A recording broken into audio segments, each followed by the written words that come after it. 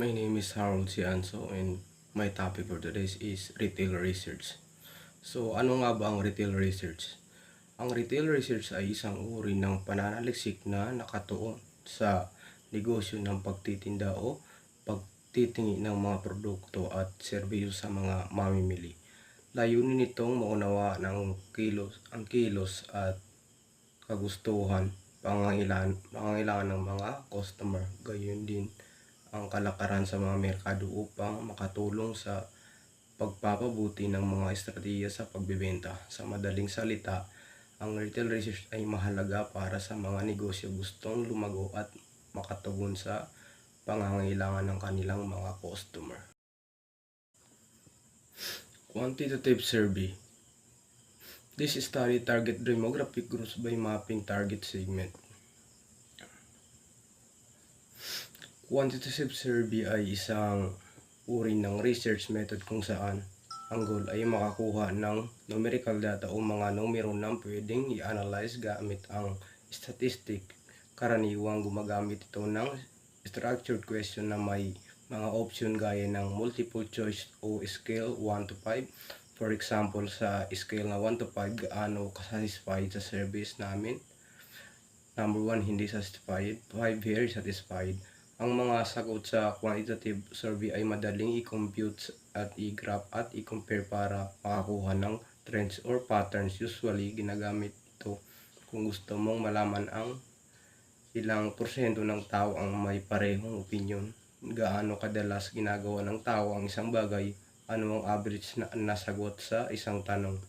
Ginagamit ito sa market research, customer satisfaction, academic studies, Qualitative research. While developing a product mix, the focus groups among the target segment.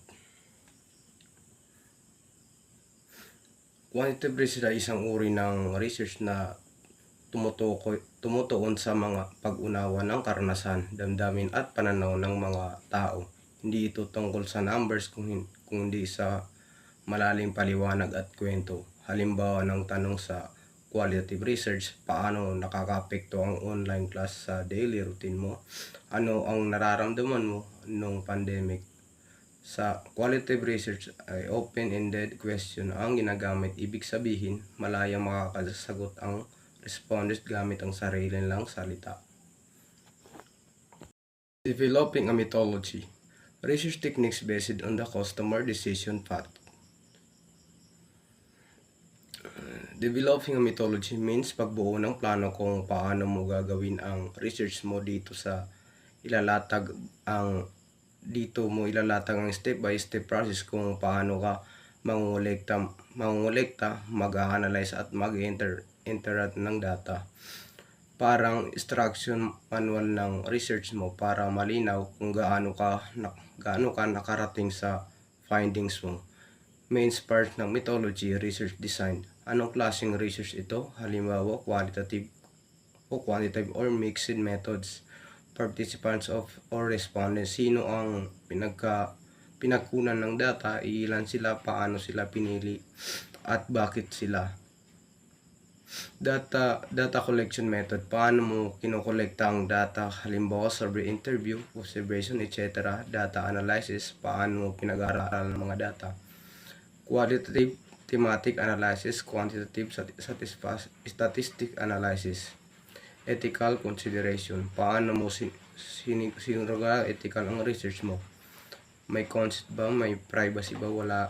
Walang harm na participants. For example is, sa aming study mo, gamit kami ng qualitative approach. Kumuha kami ng 10 respondents sa pamamagitan ng purposive sampling. Ginamit namin ang semi-structured interview para mangalap ng data, tapos in-analyze namin gamit ang thematic analysis. Sample size. This has to be fixed according to the nature and size of the research from the stratified segment. Sample size ay ang bilang ng tao, bagay o units na sinasali mo sa research mo para mangalap ng data.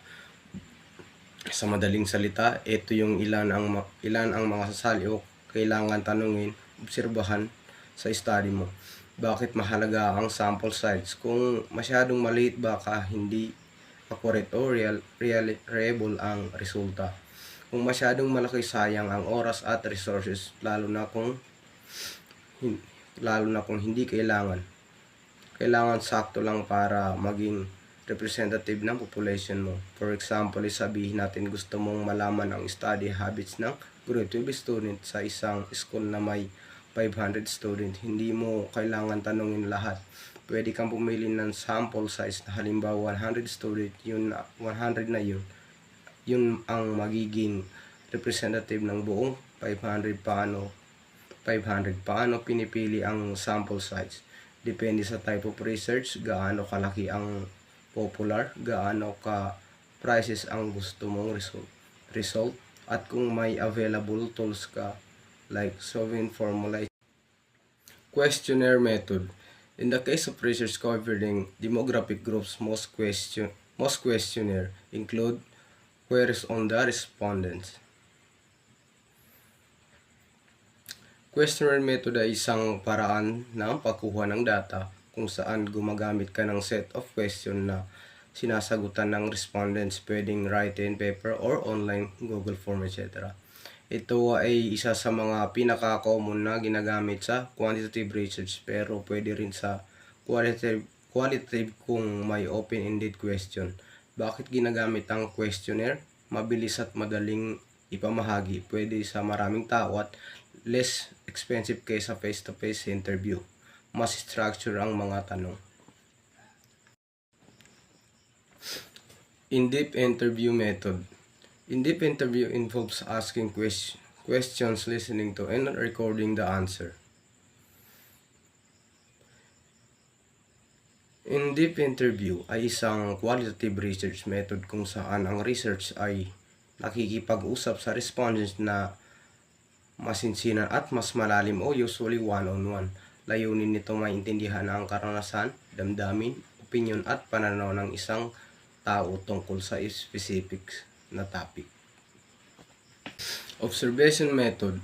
Observation method involves the systematic noting and recording of activities. Observation method ay isang paraan ng data collection kung saan ang researcher ay nag-observe o nanonood ng behavior, action o event ng mga tao sa natural na setting. Hindi nagtatanong kundi pinapanood lang kung ano ang ginagawa ng respondents. For example, gusto mong pag-aralan kung paano nag-uusap ang mga estudyante sa library, imbis na tanungin sila, uupo ka na lang sa tabi at manunod kung paano sila nag-i-interact. Tahimik ba sila? May kumakausap ba? Ilan ang nag-aaral talaga? Mastery customer audit. Mastery customer audits are common in retailing and are used to enhance the scale of sales. Mastery customer audits, also called mastery shopping, ay isang research method kung saan ang isang tao ay magpapanggap na regular na customer para i-evaluate ang restaurant o service. Layunin nito na malaman kung maayos ba ang customer service, store operation at kung sumusunod ba ang staff sa company standards nang hindi nila alam na inoobserbahan sila.